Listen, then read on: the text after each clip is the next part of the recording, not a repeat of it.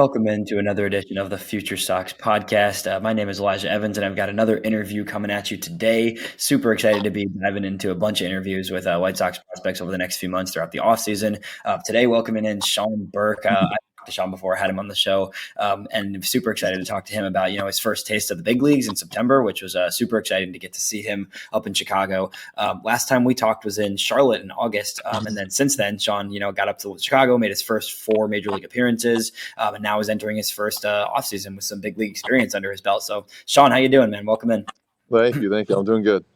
Yeah, good to hear it. Appreciate you taking the time to talk with us a little bit. So let's start here. I saw you pitch in Charlotte in late August when I was out there watching some games and covering stuff out there. You had a stretch of some really strong starts in Charlotte. You made some adjustments. You were looking like you told me you were at kind of a really good place compared to the beginning of the season. You had a late start to the year, right? It took you some time to get back in the groove. What were some of the key things that you feel like you kind of got under your belt in that last stretch of time in Charlotte that allowed you to get up to Chicago and then succeed there? Yeah, I think just getting really comfortable with my game plan, like knowing kind of broadly like how I want to attack lefties and righties, and then just getting more comfortable with repeating that over and over again. Like I think in the beginning of the year, especially coming back from an arm injury, I kind of had a similar issue when I came back from Tommy John, that the stuff came back and the stuff was good, but it took a little bit to kind of hone in on the command, the consistency of the stuff. So I think like that first half in Charlotte, it was some ups and downs, and there were flashes of good, and then there were also some outings that I didn't thought I threw my best in. So I think more than anything, it was just getting comfortable and then kind of dialing in my routine, and the repetition of it just made me more. I guess the biggest word is like comfortable on the mound. So Yeah, 100%. And then getting to, Chicago, right? Like what was, obviously as someone you went through Tommy John, you went through shoulder injury, right? Like you've had a lot of ups and downs the past few years. You said it to me in the past, like 2023 was almost sort of a wash for you just because you were never at your full health point. What was the emotion like for you, getting the chance in September to make your dream come true and reach the big leagues? Yeah, it was awesome. I mean, this whole entire past offseason going into 2024, like that was obviously the goal of mine was to get to the big leagues. And I knew that, just getting myself healthy and then, being able to showcase my stuff again would give me a good shot. So I think to just kind of have all that work pay off for me at the end is super gratifying. Yeah, that's awesome.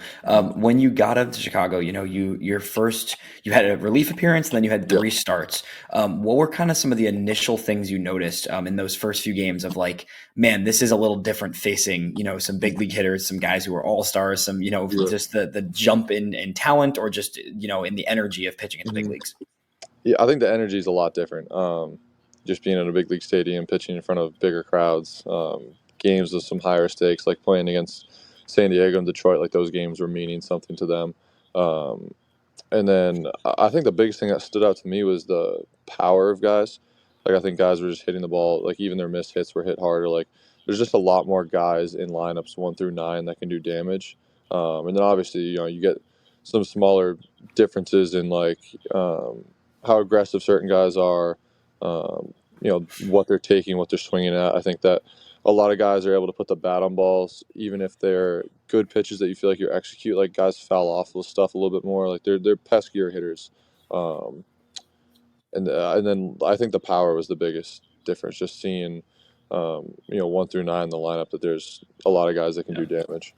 Yeah, 100%. In terms of your pitch mix, right? So you threw, for people that are listening that didn't watch as carefully as I did, you threw 40% fastball. You were around 28, almost 30 with the slider, and then 25 curveball with a few changeups mixed in when you were at the big league level. How do you feel that you had to kind of change the way you approached hitters at the big league level in comparison to what you had done throughout your minor league career? Yeah, I think just less. There were a little bit less fastballs. I still tried to pitch off my fastball, but like it's harder to get away with stuff multiple times in a row, I feel like, at the big league level. So, in a game in the minors where you might get a guy towards the end of the lineup that you're just beating with one pitch, and you kind of go through 2 or 3 at-bats with him and you see he's really not adjusting to that pitch, and you can kind of keep attacking with that pitch. I think guys at the big league level for the most part have been making adjustments quicker. So it's like, if you beat a guy with a pitch once or twice, you're most likely not going to be able to beat him a third time with the pitch. So just, kind of learning, and this is still something I'm learning and going to have to continue to learn going forward, was just like, when you can kind of go to the well with a pitch versus when to get off it or set it up to come back. So little stuff like that, I think is still a learning curve for me, but that's something that I think is a big separator from guys that I'm trying to get better at going forward. Yeah, definitely. I think one of the things you talked about with me earlier this season was how your slider had become a pitch you were, really comfortable using as a strike pitch, not just Hmm. necessarily an out pitch, right? Like your Yeah. curveball tends to be a heavy strikeout pitch, but the slider had become a pitch that you utilized to get striked early in counts too. How do you feel that kind of was able to work for you at the big league level? And do you think it's Yeah. something that you want to continue to be able to kind of mix in sliders in all these different types of counts? Yeah, like I mean, I continued kind of doing that throughout the year. I was able to throw Yeah, a lot of early in the count sliders to get ahead of guys. And it kind of, as the year went on, I was able to morph it a little bit. Like I would throw kind of like a bigger cutter slider, and then I'd throw right. one with a little bit more depth. So just depending on the count and the hitter and what the situation was, like I'd try to manipulate it a little bit. And um, I think just as like I said, the consistency of it and just getting more feel for the pitch and throwing more in games and just getting a good feel where target setups of the catchers. That's actually another adjustment I made was Yeah. talking to the catchers and changing my setups a little bit on certain pitches just to help me kind of hone in on certain spots in the zone that I wanted to be at more consistently. Yeah, that makes sense for sure. It's an adjustment. I feel like you pitched with a lot of different catchers this year. Through whether it was Yeah, in Charlotte, there was different guys coming through there, and then at the big leagues, obviously there was some different guys rotating in and out of catching. So finding that comfort with each one obviously is important. yeah, yeah. And I think just going up to like obviously I'd thrown to Chucky in AAA, but Corey was Yeah, awesome. At a big league level, like throwing to Q was good too because I hadn't thrown to him ever before, and right. knowing that he's going to kind of be one of the guys that will be with us in the future, like it was good to get on the same page with him before. Um, Hopefully, this next year we do it at the big league level. Yeah, what was it like catching with throwing to him especially? Because I know I've talked to a lot of pitchers, right? And he's a young dude, right? Like 21, and Yeah. getting to AAA just in his first 21-year-old season, right? Like I think they've heard very good things about the way he's trending defensively. Yes. Yeah. 100%. I mean, obviously he rakes. I think the defense is good too, and he's one of those guys that is going to continue to work at any even like small details that he's not excelling at. So just to like see him be aware of that and constantly wanting to work and be better at things, whether it's offensively, defensively, pitch calling. Like he's eager to learn a lot of stuff, which is Yeah. very encouraging. That's awesome. In terms of your fastball, right? So one thing I want to ask you a little bit about because you were at like 18.6 inches of IVB induced vertical break on that on the fastball when you were at the big league level, and obviously that's a pitch for you that you like to throw high in the zone. So the IVB helps a lot, being able to get that ride kind of Yeah. towards the top of the zone. Is that something you've worked on developing, or is it something you've kind of always naturally had with your fastball? I've kind of honestly always had that throughout my life. Like coming out of college, I had that. Um, it's probably gone down a little bit as I've gone from college to minors to big leagues, just because the balls, like you can Right. throw crazy vert balls in college Yeah. with the college balls and like the lower levels of the minor league balls. So, um, but that's always something that I've been able to do. I think last year it might have been a touch lower than that, but that could have been Yeah. inconsistencies with delivery, how my arm was getting through the ball. So that was something this year I tried to do early in my throwing program, like when I was still building back before I was even on the mound, just making sure the ball flight was consistent. And, I can feel it out of my hand now too, like the good ones versus the bad ones. So, um, but yeah, that's something I've kind of always been able to do. Definitely. And then your changeup is the one thing. Another thing I want to ask you about from just the pitching specific side, right? Like you threw 6% of it, so not a pitch you use a ton. But I know you talked to me in Charlotte about how that is a pitch that when it's on for you can really kind of add another layer to the way you pitch when you have it in addition to those two breaking balls. And you had some really nice whiffs on it at the big league level in the few times you did throw it. Is that something that you want to keep emphasizing? Do you think it's a pitch you'll try to work in more? Yeah, 100%. I think um, towards the end of the year or end of the time I was in Charlotte, I was throwing it a decent amount. I don't think it's ever going to be a pitch I throw an Right. overwhelmingly large amount of the time, but I'd like going forward to still be able to throw it like 10-15% of the time. Yeah.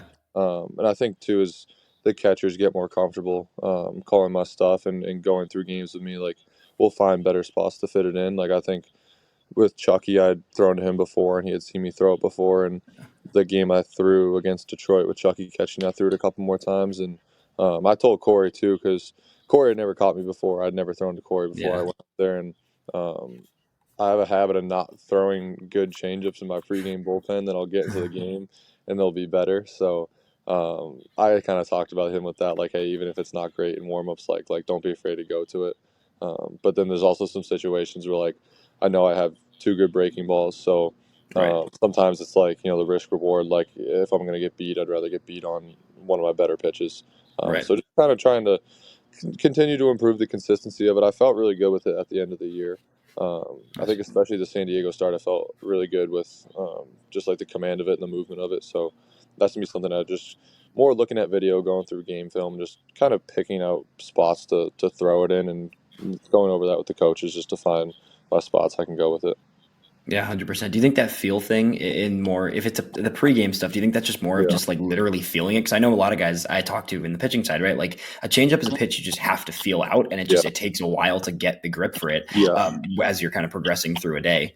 Yeah. I think too, like for me, I think it's definitely the feel, but for me, I've always been a guy that like, I can't throw 100% of my normal velocity unless it's in a game. Like I'll try to throw as hard as I can in the bullpen, in a pregame bullpen, whatever it is, and it will never be my top Yeah. velocity like it is in the game.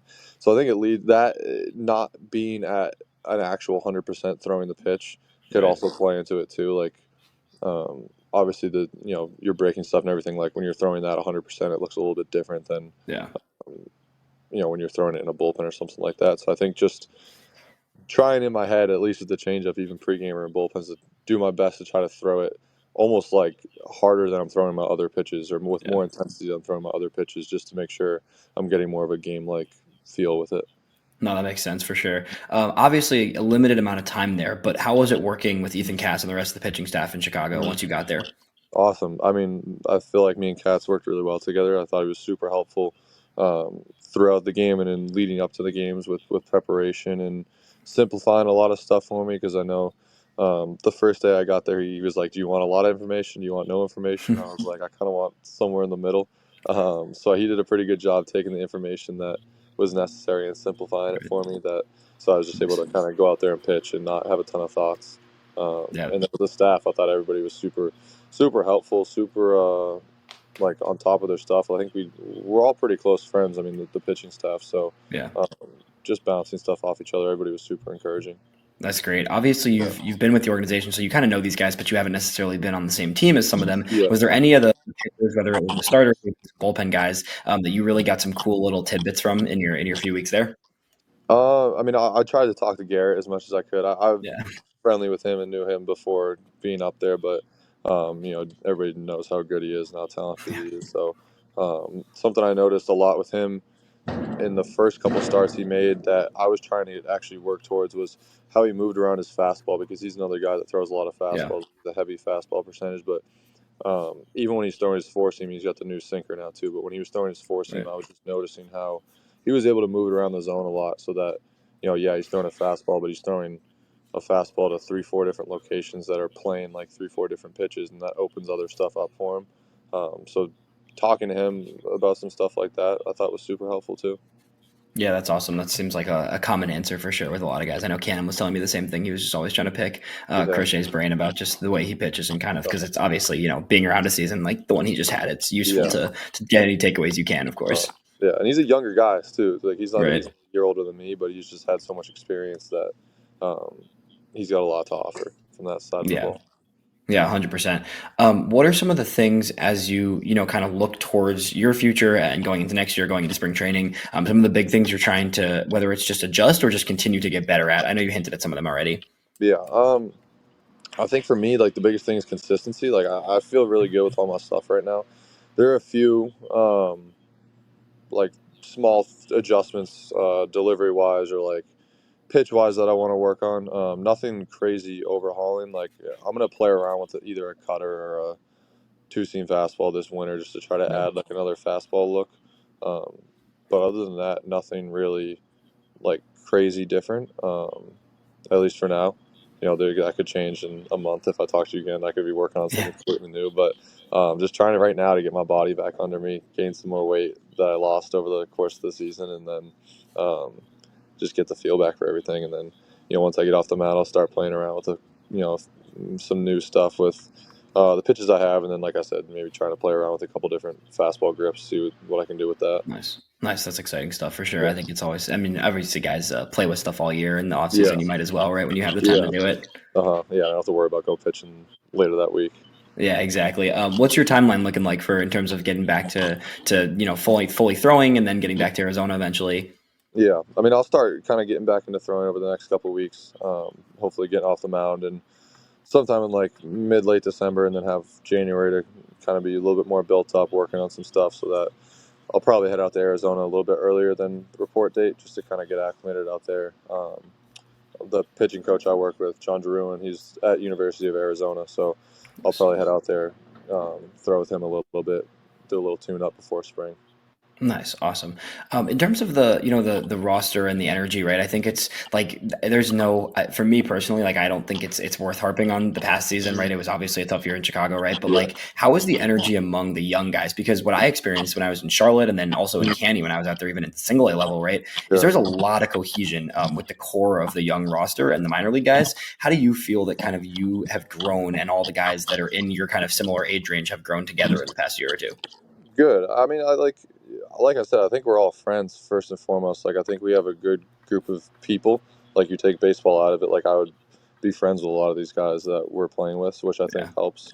Um, and then I think that we're not blind to the fact that we see what's going on at the big league level. Like, we understand that there's a lot of room for improvement, and I think guys are just excited that um, they could potentially have opportunities to be that improvement that they need. So I think everybody just has a positive outlook going forward, because it's like, we know guys are going to get their shots, and people are just eager to kind of help contribute to the team. Yeah, exactly. I love that outlook. I think that's the best way you can think Yeah. about it, right? Because you might as well, if you're in a stage early in your career, right, and all the other guys are Yeah. earlier in their careers, right? It's a chance for you to be part of the next wave and the next Yeah. stage of the organization, right? Yeah. Exactly. I mean, you see teams do this all the time. Like, you know, the Padres are really good right now. The Padres used to be bad. The Red Sox have had years where Yep. they're down, and then they come back and win it the next year. Like, teams kind of go through these ebbs and flows all the time. So, um, like I said, just kind of getting the right group of guys to kind of continue to play ball consistently. I think we could be in a good spot going forward. Yeah, 100%. I totally agree with that. I like the way you're looking at it for sure. Yeah. Well, that's all I got for you. I really appreciate you taking the time to just shed some light on your season and where you're at. And I think we're excited to see where things take you next year with the White Sox for sure. Yeah, me too. I'm excited to get going again. Awesome. Really appreciate you, man. Thank you.